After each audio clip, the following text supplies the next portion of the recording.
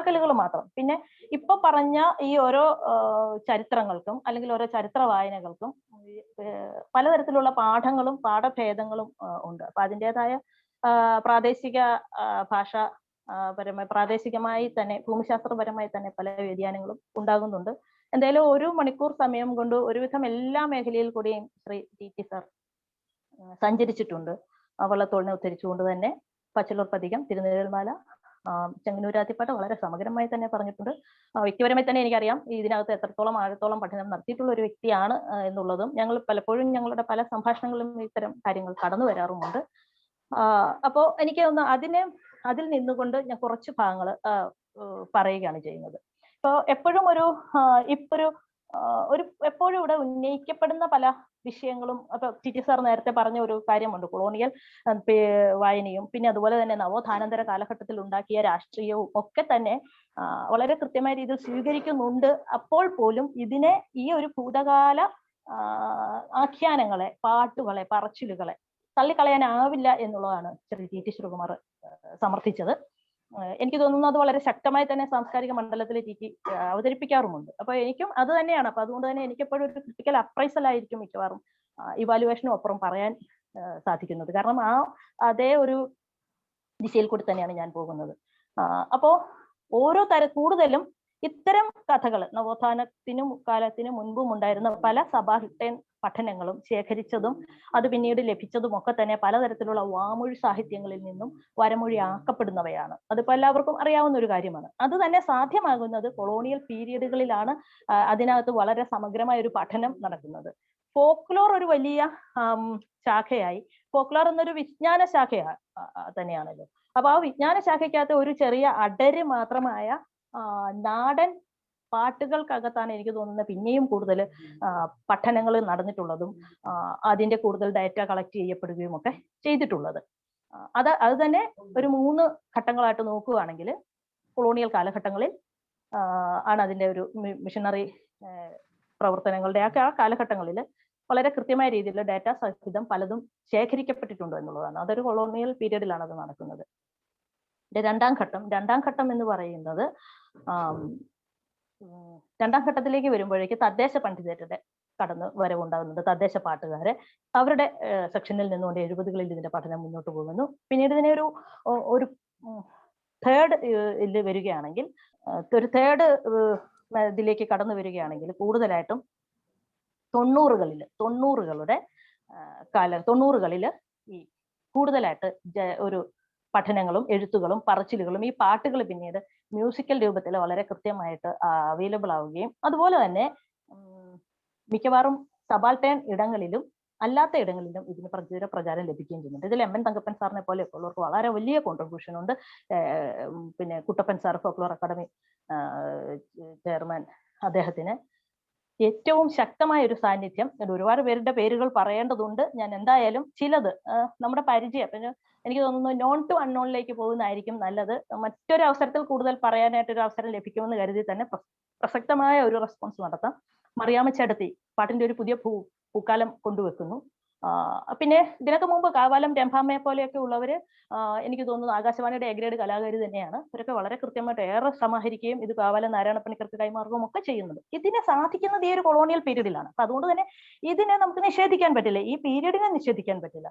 അതിനു മുൻപുള്ള ഒരു കാലങ്ങളിലെ ആ ചരിത്രങ്ങളെ ടി സാർ പറഞ്ഞതുപോലെ ഏകദേശം ഒരു 14-15 നൂറ്റാണ്ടുകളിലൊക്കെ വന്നത് എന്ന് നമ്മൾ കരുതപ്പെടുന്നു. കാരണം ഏകദേശം അതിലെ പല നൂറ്റാണ്ടുകൾ കണ്ടുപിടിക്കുന്നതും ഒക്കെ പല ഭാഷാ പ്രയോഗങ്ങൾ അതിനകത്ത് വന്നത് വെച്ചിട്ടാണ് ഈ നൂറ്റാണ്ടൊക്കെ ആയിരിക്കും എന്നൊക്കെ തോന്നുന്നത്. വി സ്വാമി അടക്കമുള്ള ചരിത്രകാർ ഇതിന്റെ പുറകെ ഒരുപാട് പോയിട്ടുള്ള ഒരു ഇതും ഒക്കെയാണ്. അപ്പൊ ടി പറഞ്ഞ ഒരു ഭാഗത്തെ തന്നെയാണ് എനിക്കിതിലെ കൂടുതലായിട്ട് പറയാനായിട്ട് നോക്കുന്നത്. ഇപ്പൊ ചെങ്ങന്നൂരാറ്റി പാട്ടുകളുടെ കാര്യമാണെങ്കിൽ അതിന്റെ വീരകഥാകഥനം, ആഖ്യാനം, പാട്ടുകളൊക്കെ നമ്മൾ നോക്കുകയാണെങ്കിൽ ആ കാലഘട്ടങ്ങളിൽ അതുപോലെ ആഗ്രഹിച്ച, ഇപ്പൊ പറഞ്ഞല്ലോ മറ്റു വടക്കൻ പാട്ടുകളിലൊന്നും കാണുന്നത് പോലെ അല്ലെങ്കിൽ ഇത്തരത്തിലുള്ള ഒരു ഫോക്ലോർ പഠന ഗാനശാഖകളിലൊന്നും കാണാത്ത തരത്തിൽ ഉടയോനെ കൊല്ലുന്ന ഒരു ചരിത്രമുള്ളത് ഈ പാട്ടിലാണ് വരുന്നത്. ചെങ്ങന്നൂരാത്തി പാട്ടുകളിലാണ്.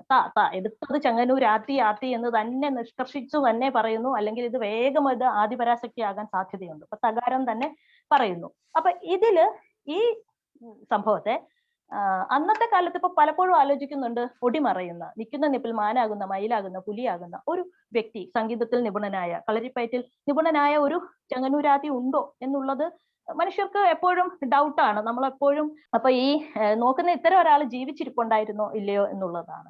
ഇദ്ദേഹം ജീവിച്ചിരുന്നതോ ഇല്ലയോ എന്നുള്ളതല്ല, നമ്മൾ ഫാൻറ്റം കഥകൾ വായിക്കുന്നുണ്ട്, ഫാൻറ്റം ജീവിച്ചിരുന്നോ ഇല്ലയോ എന്നുള്ളതല്ല. നമുക്കൊരു ഫാന്റസിക്കകത്താണ് ജീവിക്കുന്നത്, നമ്മുടെ ഫാന്റസിയെ തൃപ്തിപ്പെടുത്തുക എന്നുള്ളതാണ്. അപ്പൊ അതിന്റെ നാടോടി വഴക്കങ്ങളെ ഇഴകേറി പരിശോധിക്കുന്നതിനപ്പുറം അത്തരം കാലഘട്ടങ്ങളിൽ ഒരു ഉടയോനെ തല്ലിക്കൊല്ലണമെന്ന് ആഗ്രഹിച്ച ഒരു ജനതയെങ്കിലും ഉണ്ടായിരുന്നത് കൊണ്ടാണ് അത്തരത്തിലൊരു സാമൂഹിക ക്രമം ഉണ്ടാകുന്നത്. അപ്പൊ നാട്ടാംപെരുവഴി വഴി നടക്കുന്ന വ്യക്തിയെ പാലുവം കോയി എന്ന ശൂദ്രനെ ചെങ്ങന്നൂരാത്തി എന്ന പറയന്റെ മകൻ കൊല്ലുന്നു എന്ന് പറയുമ്പോൾ ഒന്നുകിൽ അന്ന് കൊന്ന ഒരു ഹീറോ ഉണ്ടായിരുന്നിരിക്കാം, അയാളെ ചുറ്റിപ്പറ്റി വന്നൊരു കഥയായിരുന്നിരിക്കാം, പാട്ടുകളായിരുന്നിരിക്കാം. അതല്ലെങ്കിൽ ഇങ്ങനെ ആഗ്രഹിച്ച സമൂഹങ്ങൾ ഉണ്ടായിരിക്കുന്നു.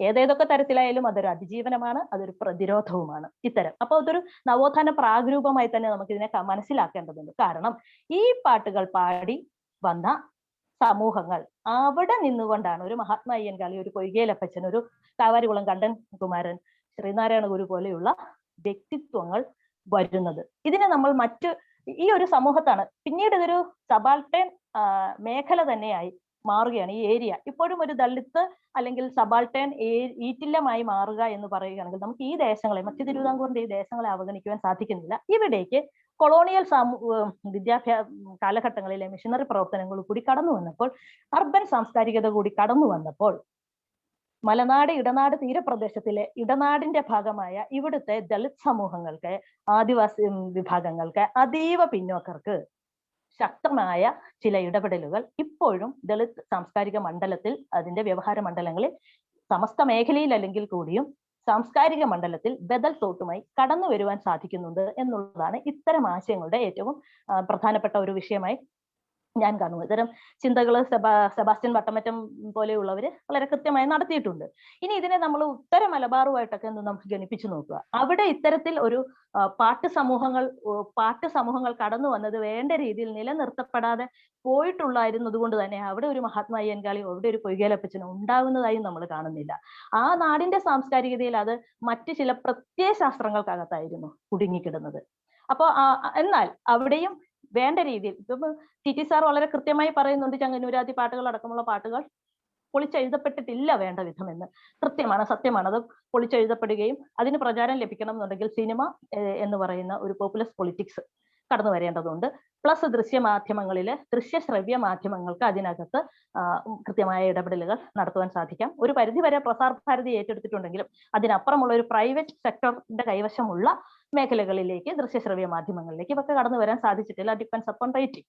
ഓക്കെ, ഇനി അപ്പോഴും നമുക്ക് പാമ്പാടി പാട്ടുകളെ മറക്കുവാൻ സാധിക്കില്ല. ഈ പാമ്പാടി പാട്ടുകളൊക്കെയും തന്നെയും പലതരത്തിലുള്ള, അത്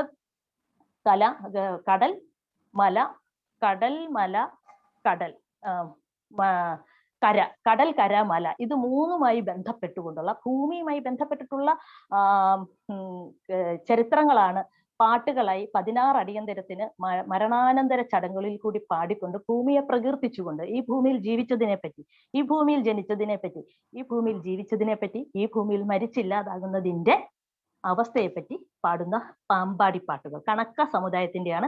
കണക്ക സമുദായം ഒരു ഇഞ്ചി എന്നാണ് അവരുടെ മാതാവിനെ പറയുന്നത്, അമ്മയെ പറയുന്നത്. നമ്മളൊന്ന് ഓർത്തു നോക്കുക, എത്ര സ്പൈസി ആയ ഒരു വാക്കാണ്, എത്ര ഔഷധ ഗുണമുള്ള ഒരു വാക്കാണ്, അതൊന്നും കൂടെ നോക്കുക. അപ്പം ഇത്തരം ഒരു സാംസ്കാരികതയ്ക്കകത്ത് നിർമ്മിക്കപ്പെട്ട ഒരു ജനതയാണ്. നമ്മൾ എവിടെയും അമ്മ എന്ന പേര് നോക്കുമ്പോൾ മാ എന്ന ഒരു പദം അതിനകത്ത് കടന്നു വരുന്നുണ്ട്. എന്നാൽ കണക്ക സമുദായത്തിന്റെ പാമ്പാടി പാട്ടുകളിൽ നമ്മൾ എവിടെ നോക്കിയാലും അത്തരം ഒരു പദം കടന്നു വരുന്നില്ല. സംഗീത നാടക അക്കാദമി അവാർഡ് നേടിയ കാളഭൈരവൻ എഴുതിയ ദിനേശന്റെ കൃതി MA മലയാളം വിദ്യാർത്ഥികൾ MG യൂണിവേഴ്സിറ്റിയിൽ പഠിക്കുന്നുണ്ട്. എഴുതിയ കലാകാരനെ ജനത്തിന് അധികം അറിയില്ല, അദ്ദേഹം പോലും അറിയാതെയാണ് കരിക്കുലത്തിൽ അത് പ്രത്യക്ഷപ്പെടുക പോലും.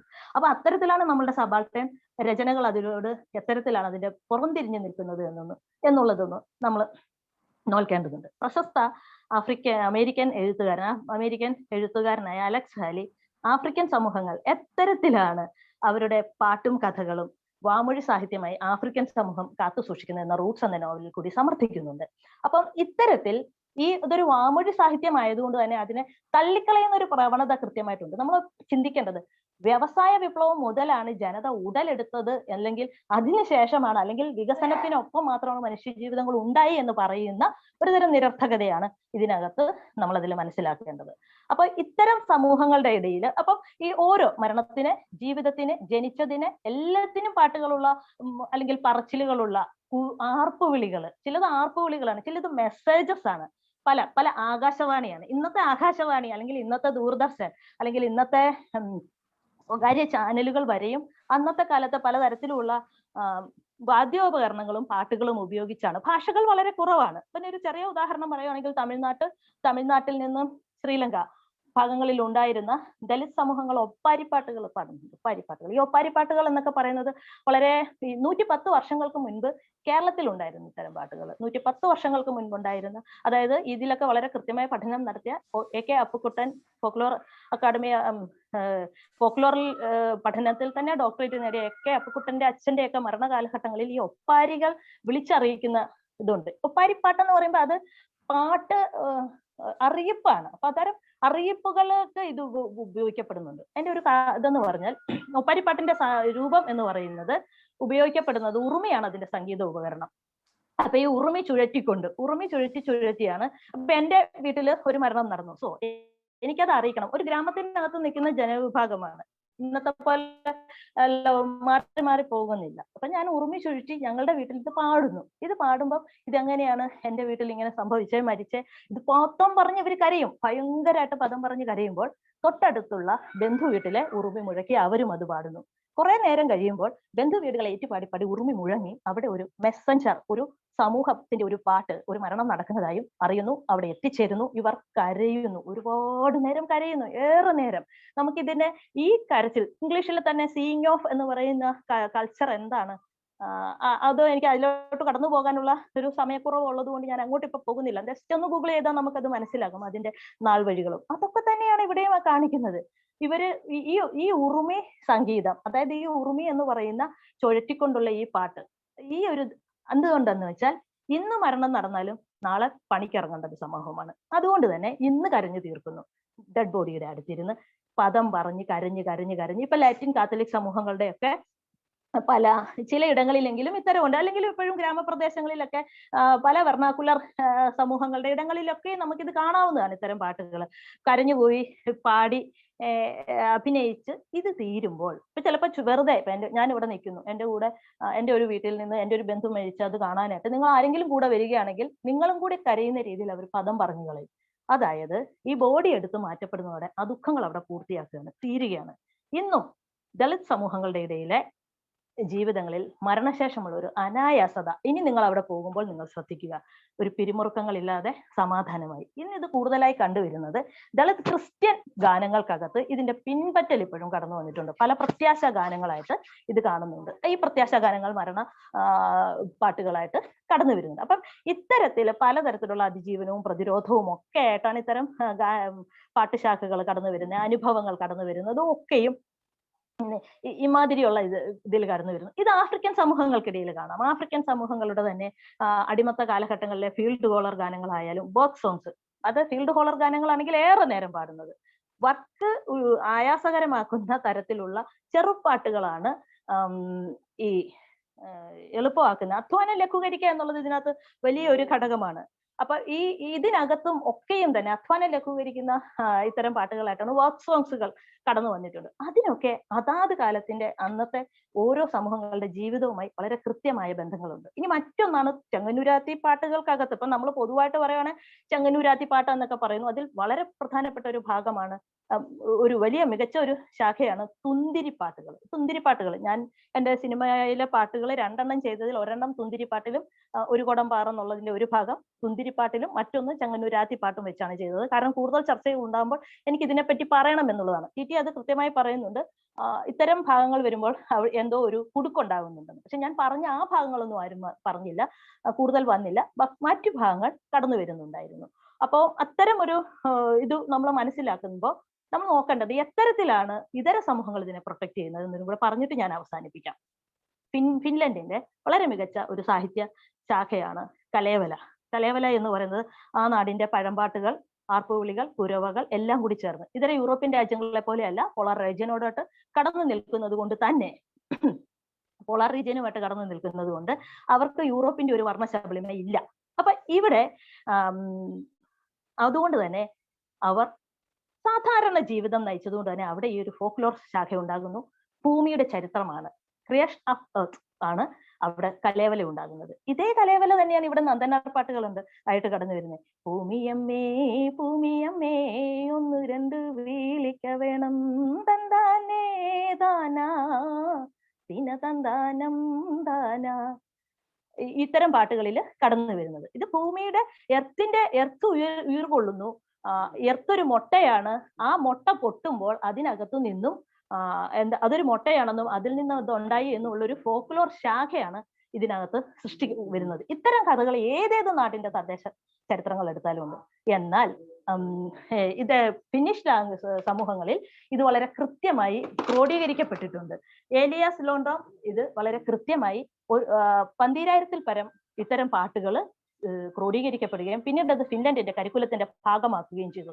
ഇന്നും ഫിൻലൻഡിന്റെ സമൂഹങ്ങൾ ഒരു മരം വെട്ടുന്നതിന് മുൻപ് ഒരെണ്ണം പ്ലാൻ ചെയ്ത് സർക്കാരിനെ അറിയിക്കുന്ന ഒരു ഉത്തരവാദിത്വ ബോധം അവിടെ നിന്ന് കടന്നു വന്നു. പിൽക്കാലത്ത് ഈ അടുത്ത പാൻഡമിക്കിൽ അമേരിക്ക ഏറ്റവും ഉറ്റുനോക്കിയ ഒരു കരിക്കുലം അതായിരുന്നു.